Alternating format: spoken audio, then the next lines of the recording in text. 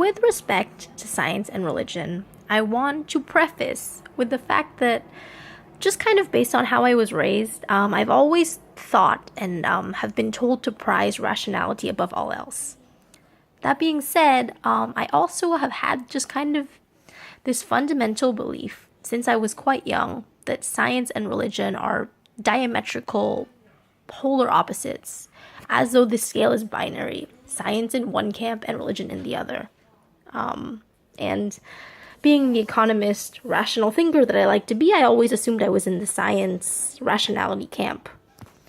I think looking back on this might have to do with the fact that in the US, we are so very proud of our constitutionally bound separation of church and state.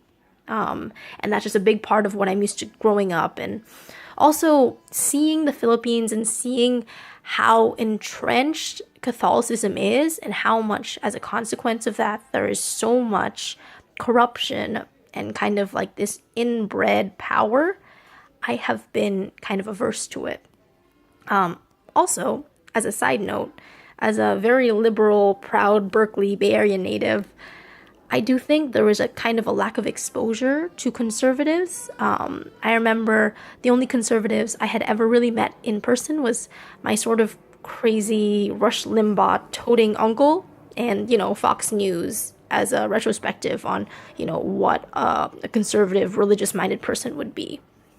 However, I quickly found out in India that this kind of thinking, this need to divorce all intellectual conversation from religion just would not fly.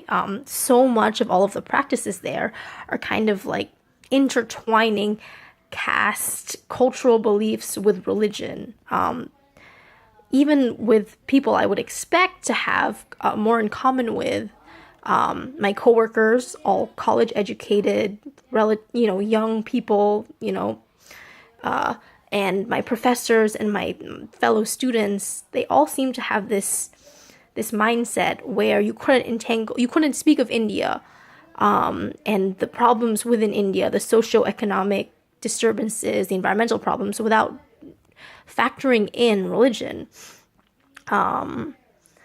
When I had first heard about all of the problems with lobbying and, the Hindu Vata movement here, my immediate thought was like, well, obviously it's because, government is intertwined with religion here.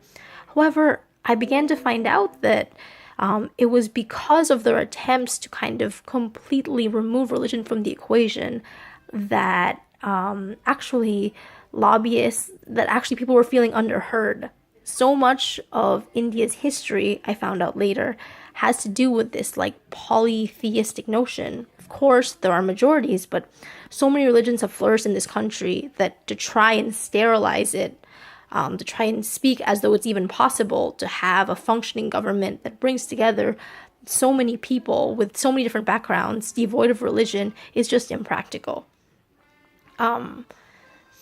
And so I guess this was my first jumping point into the notion that, yeah, separation may work in the States, but in India, wherein there's a large intellectual community, there's no way to divorce religion from from rationality. And it just began to change my perspective on whether or not these two are so actually diametrically opposite.